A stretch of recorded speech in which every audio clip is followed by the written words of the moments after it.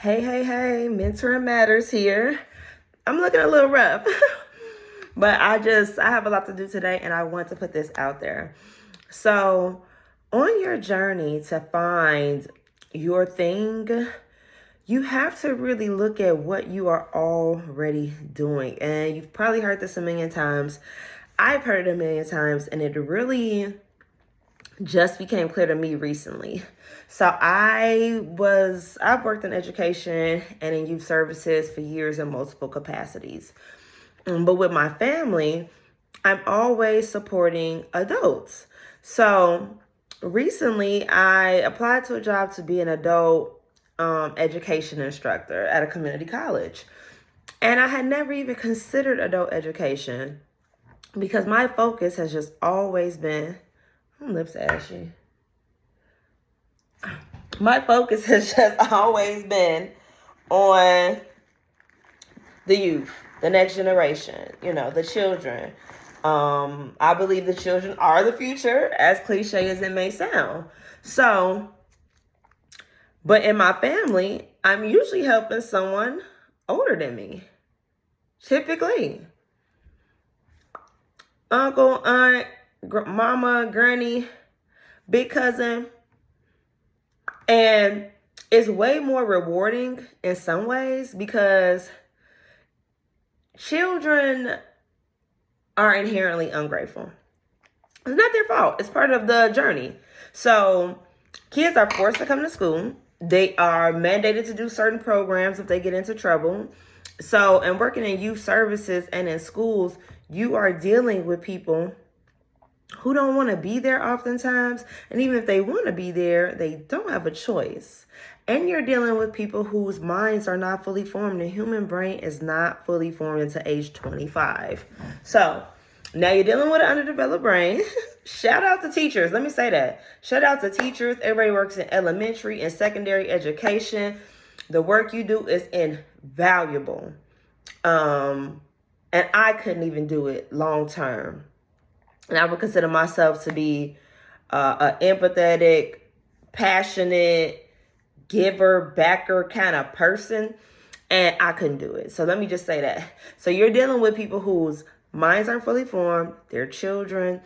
They have to be there. And then if you are a classroom teacher, you are spending your entire day with them. You don't even, outside of a hello in the hallway, you're not even encountering other adults. You're working in a silo with children all day long. And then if you come home to children in a similar age group, it can be a lot.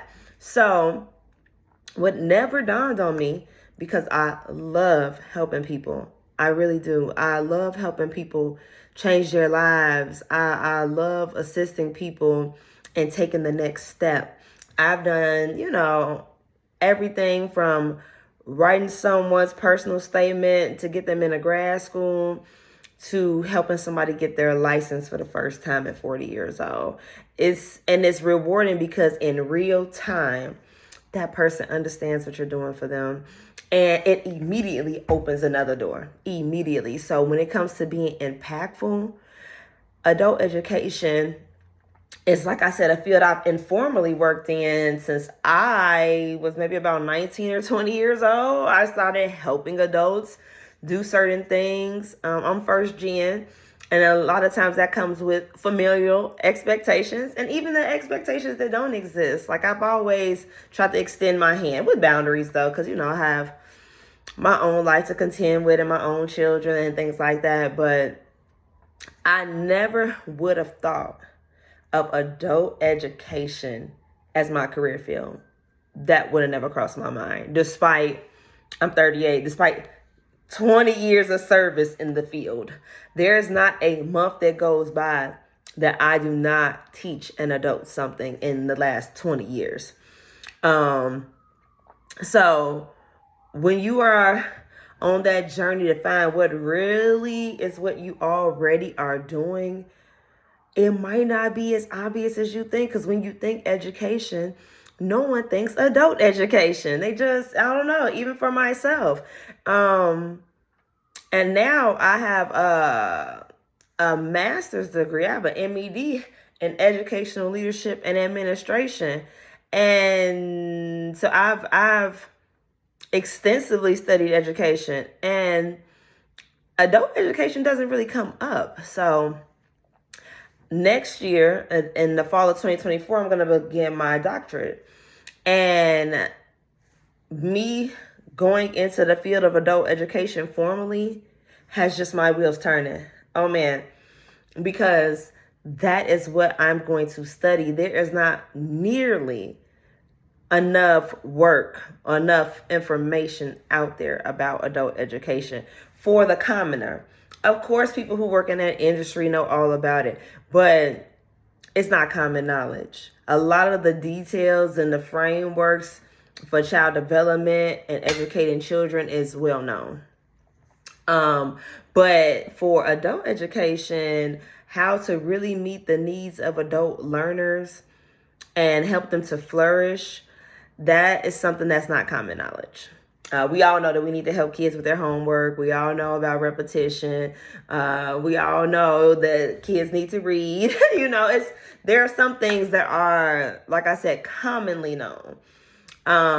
We all know that kids have short attention spans. We all know that kids tend to act up when they're not learning or when they're not engaged in the activity, And we somewhat know what it takes to keep kids engaged. Recess, lunch, like kids need not engaged, but tuned in, because kids need frequent breaks.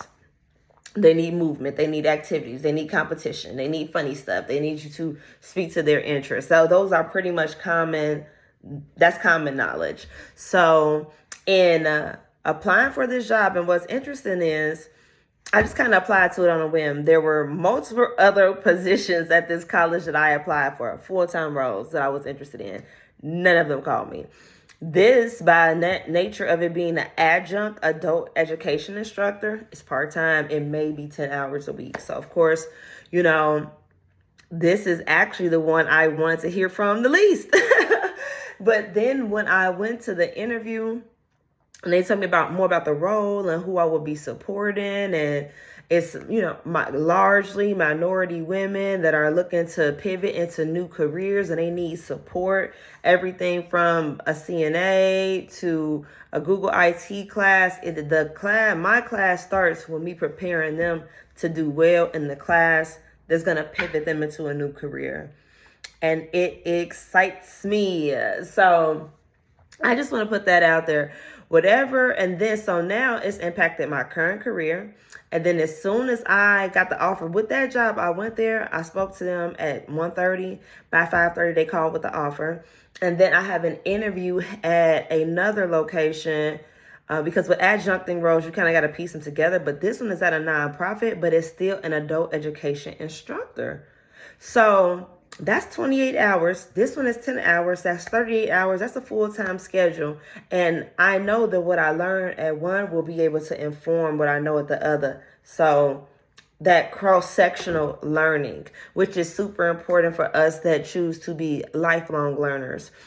So I am so excited, and I was unsure about making a video because I try to focus on what I want my audience to know, tools that will help you, and kind of like my life and the things I'm observing in the world. I kind of just informing it, versus this video being like largely about me with not as much content about how to find your thing. But what I'm going to say is just keep on growing. As the old people say, just keep on living. I think I'm going to make my slogan, just keep on growing. As you continue on life's journey and you're putting your best foot forward to grow, to be the most authentic, well-rounded, wise version of you, intuitive version of you, developed version of you, to be the version of you that is the best steward of this lifetime that we have. As long as that's your intention, doors are going to continue to open. Don't be afraid to close the door. Don't be afraid to close the door on a relationship, on a friendship, on an employment situation, because when you close that door, you're opening yourself up to all the other doors that will better align with you. Oftentimes when we are conflicted about something, it's not for us. There'll be nice moments within anything, but confliction is a bad sign, in my opinion. Because what's for you is for you is for you. I used to have a quote that said either it's 110% yes or it's 100% no. So a lot of things with, oh, I'm conflicted, I'm not sure. A lot of times it's not the move. Now, there are certain things in life that there are growing pains attached to, but that's not many things, you know. And when I say that, I mean, you are incredibly uncomfortable. You don't feel aligned. There's a lot of friction and conflict.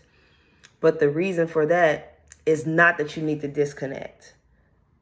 Most of the time, the reason for that is that you need to disconnect. And 0.0 times is, you know, this is just a very difficult thing, and there's a learning curve, and there are a few growing pains.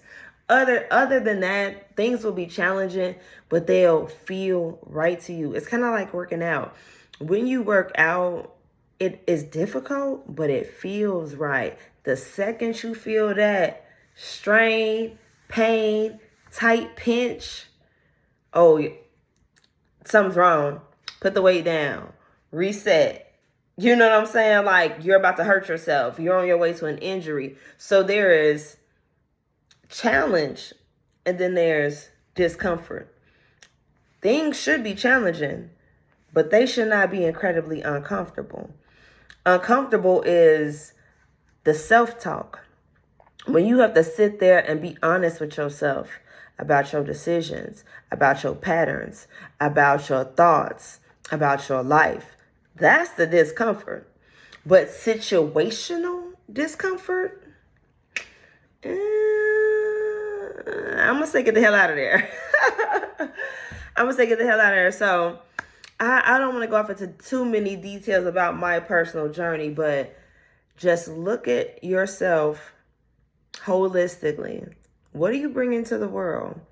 Because whatever you're bringing to the world is 9 times out of 10 your gift. And your gift oftentimes will align with your career path or your business, because this is naturally what you're going to do the best at. It could be a hobby, but hobbies take up a small portion of our time. So why go to work and do something you hate 40 hours a week? Meanwhile, you're gifted in this thing and you can only do it 2 hours a week because you're burned out from the job you don't like.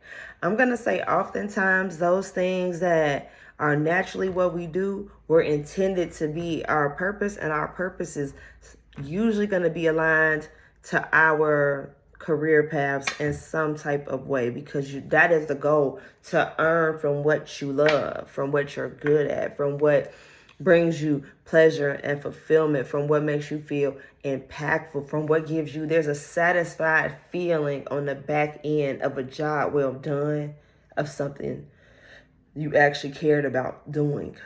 It's not a relief, it is a satisfaction, and that's what we're looking for.